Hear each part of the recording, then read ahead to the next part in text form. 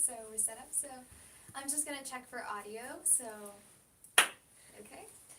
So hello Maya TV, my name is Alihia, I'm your host as usual. Today I'm accompanied by veteran, actress, writer, professional songwriter, and producer, Mia Rivera.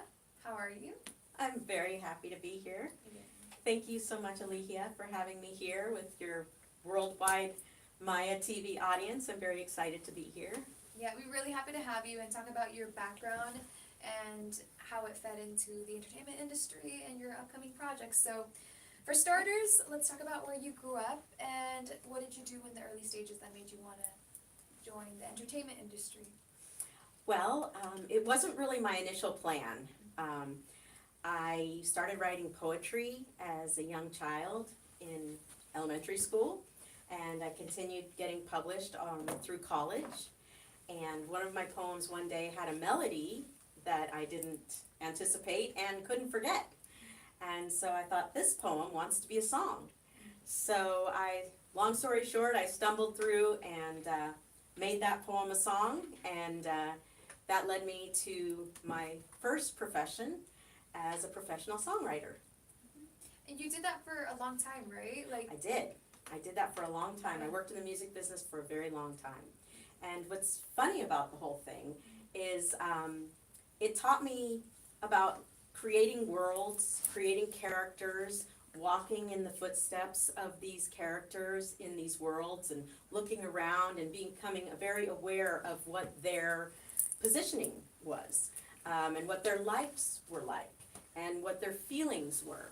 So it wasn't such a big transition to go from being a songwriter to being a script and screenplay writer and actor.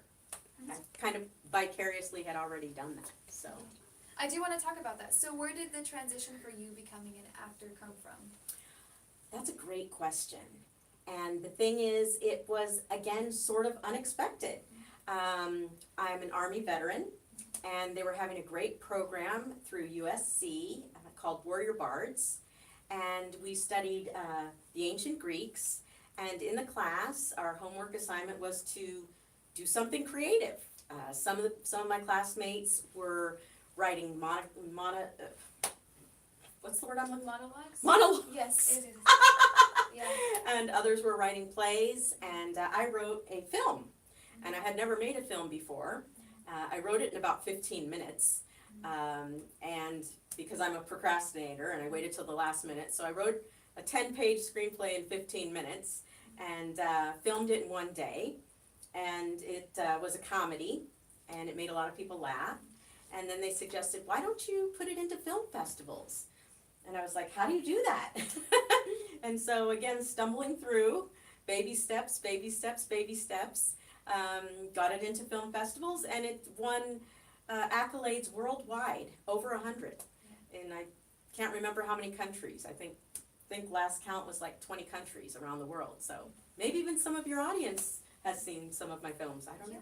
I do want to talk about, we'll get to that project because I really want to talk about that, but you did study at UC Berkeley as well, right? What did you study? So my major was rhetoric, which is sort of unusual for a major, but for me it worked out really well because it focused on analysis and debating and argumentation, and quite honestly, most people don't think I need a degree in arguing. It's sort of a natural talent that I seem to have been born with.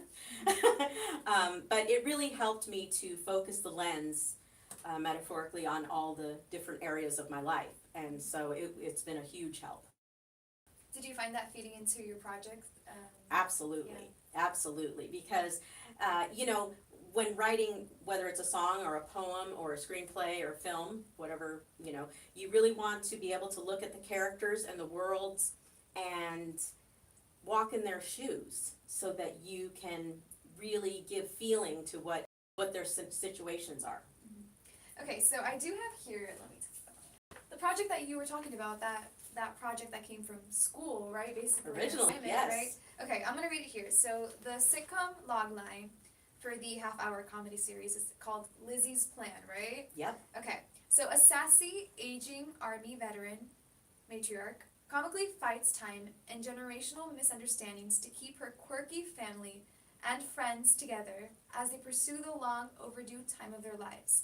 And as well as the tagline is, first she served her country, then she served her family, now it's time she serves herself. So can you tell us, I kind of see some parallels with your life a little here. Absolutely. Can you tell us about how this really became a professional work now besides just, an assignment? Sure.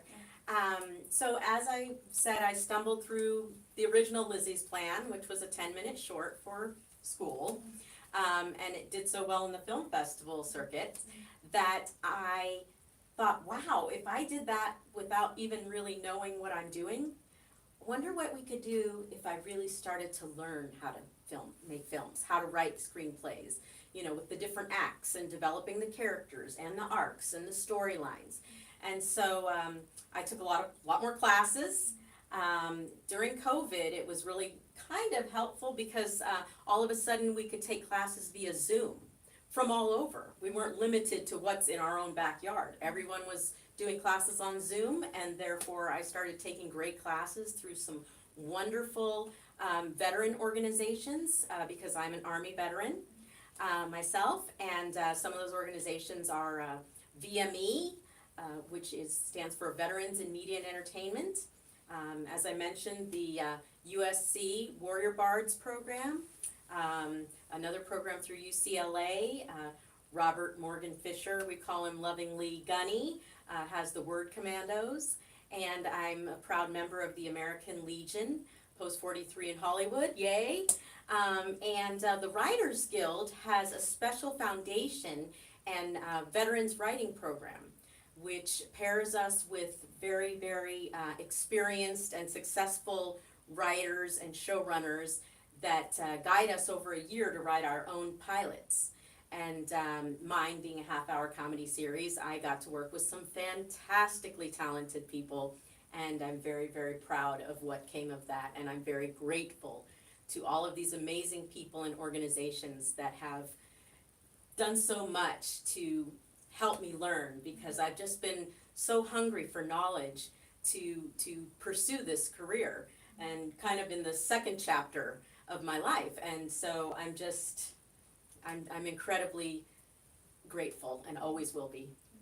So apart from these incredible organizations, I know a lot of your talent and the people that you bring on for this project are also veterans, right? Yes.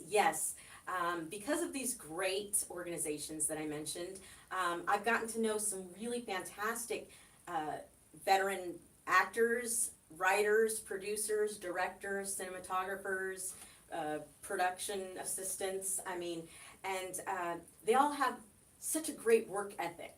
We come from the same place to begin with. We've all gone through boot camp. We know, sometimes people are not gonna say please and thank you because they're solely focused on the mission. And I can relate with that. We all have that in common. And so, and the other thing is some of the veterans, or most of the veterans I should say, started off in their younger years being in the military, fighting for our country. And so they didn't maybe go to film school or college as soon as they got out of high school. So some might think they're a little behind. I think that they did some living, and therefore it will add to their, filmmaking and writing and everything. But the fact of the matter is they still maybe got into their careers a little bit later than those who went straight from high school. And so I feel a kinship with them. And so these great organizations have done so much for me. If I can, put a hand back and help bring somebody else forward, I want to do that. The military has a mantra, leave no man or woman or child or animal behind. Some of that might have been my own. But seriously, a lot of people have helped me a lot, and I feel like I want to help whoever I can. I do realize this project it's very personal. You wear a lot of hats, right? Yes. So how much of Mia is in Lizzie?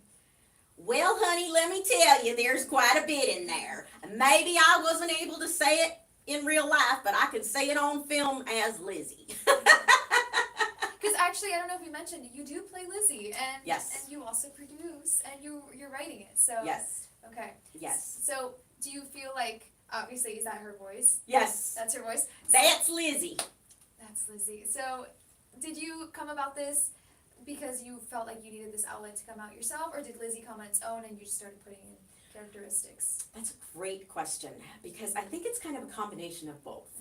I've always been sort of a silly clown to my friends. And so my friends, who've been my friends long before I got into this career were like, oh my God, Lizzie is you. I was like, yeah, definitely. I'm a little nutty sometimes, and joking, always joking. And so I will say that Lizzie and her friends do reflect a lot from me and my own friends. And maybe these are the things that we would joke with each other. Maybe we wouldn't always say them out loud in public, although maybe there were some times we did.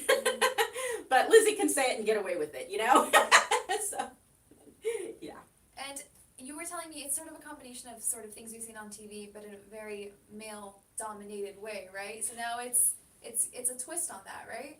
Right, yeah, I would definitely say that my half-hour comedy series, if I had to use some comps, I would say it is a combination of Two and a Half Men, except you flip the script and you have it played by Golden Girls.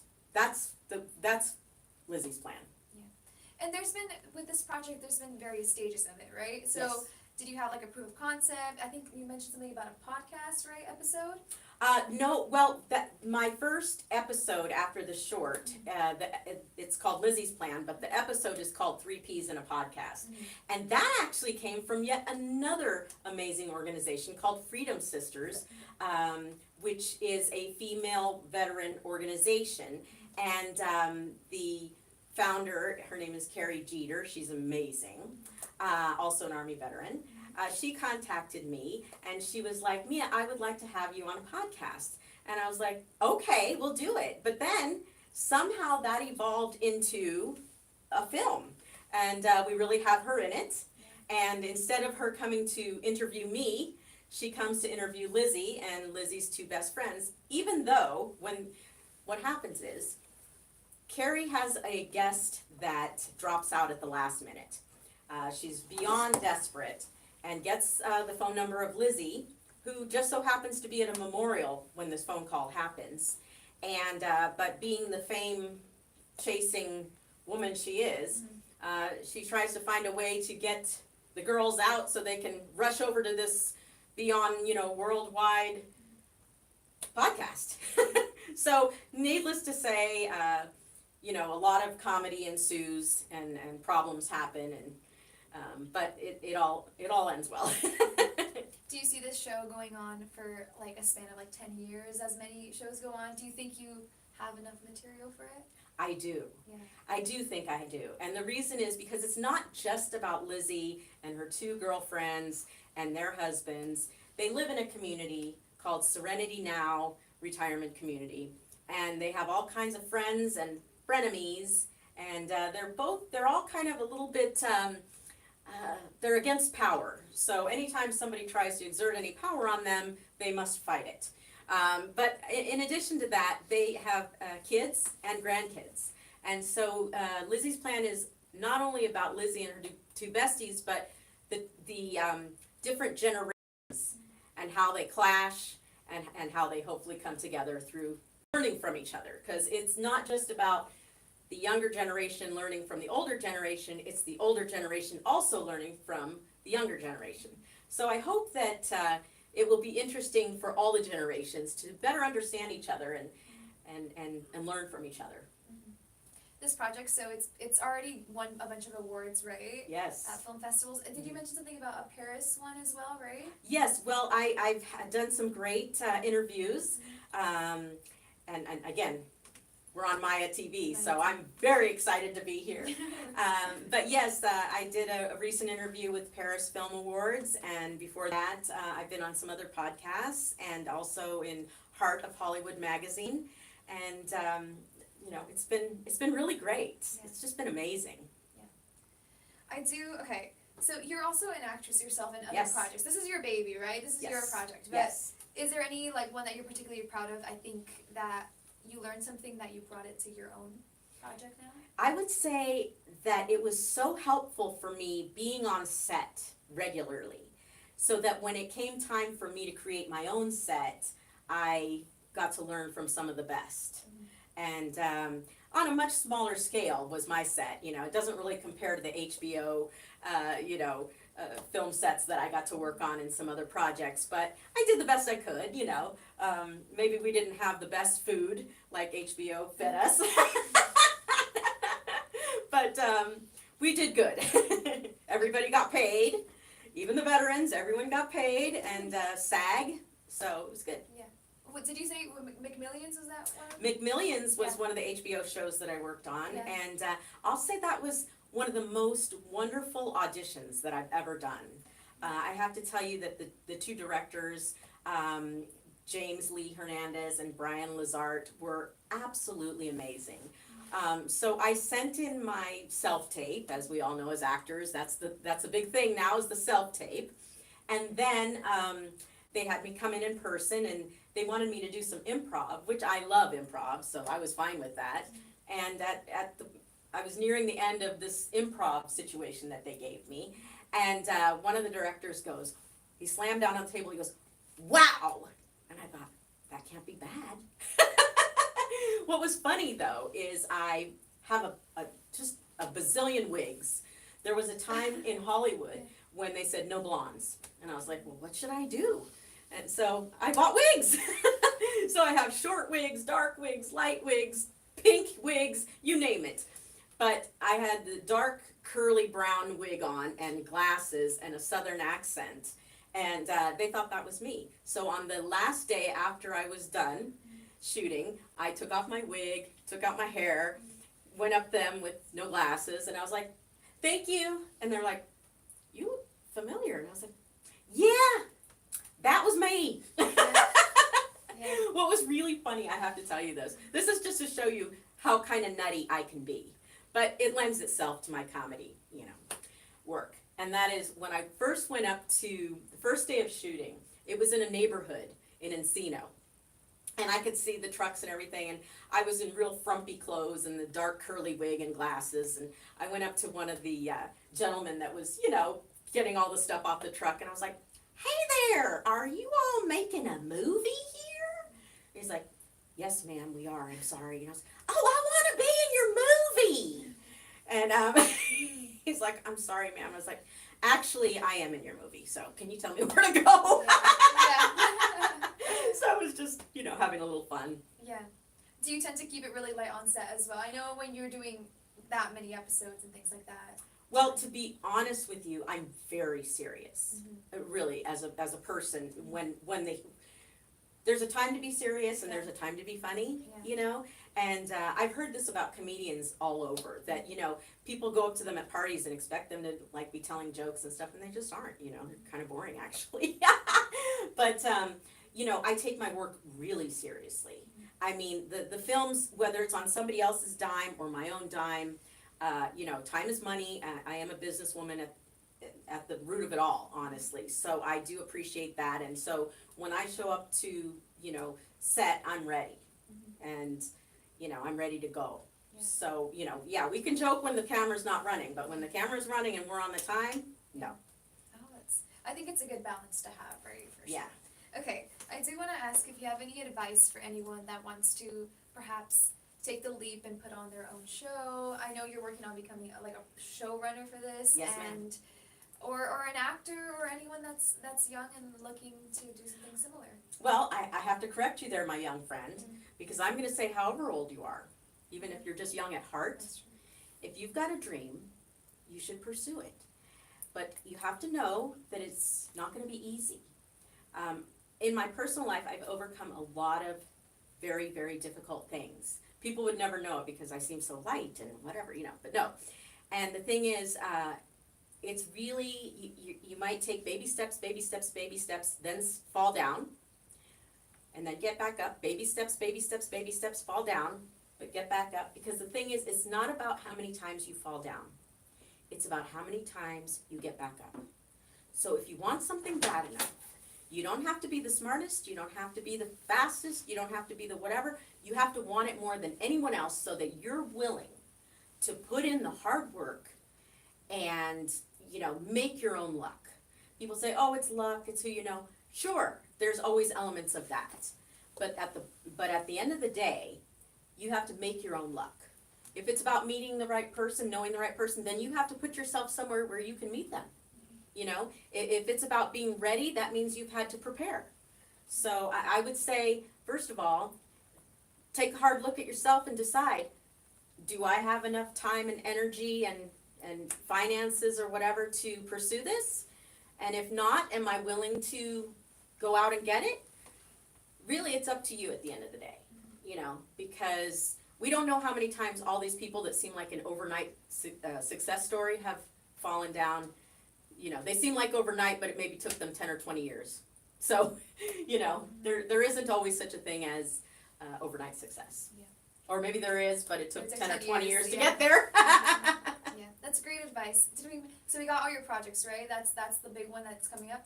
Lizzie's Plan is my baby. It's but I do have a new screenplay that's been doing really well in the screenplay festivals. So between Lizzie's Plan, 3 Peas in a Past, and my new screenplay that may end up being a film soon, it's called Take This Faux Turkey and Shove It. They have over 325 worldwide accolades in film and screenplay festivals so far. We'll look out for that as well. What a name too. Yeah. A comedy. Yeah. Are you sure it's not a drama? Well, there's plenty of drama. Maybe a dramedy. Yeah. Okay. Well, it was so lovely to have you here. I do want to get your socials and that'd be where great. we can look up all your projects to keep up with you. Oh, I'd love that. Yeah. So I would love for all of the Maya TV audience members to please come visit me on Instagram. My Instagram address is my name, Mia Rivera 2222. So it's MIARIVERA 2222. I also have a website, www.mia-rivera.com. I would love to have you come along on this journey with me. Perfect. That was great. That's a great username. Great website. Okay. So we're looking forward to those projects of yours. We really are thankful for your time. Thank you. Yes. Thank you, Maya TV audience. Thank you so much. Yeah, and we'll hope that you maybe get to showcase this soon. Maybe we'll get to see it out in the world. Really exciting. And thank you to everyone who's been watching on Maya TV and all our platforms. Stay tuned for the next one. Okay. Thank you. Bye. Bye.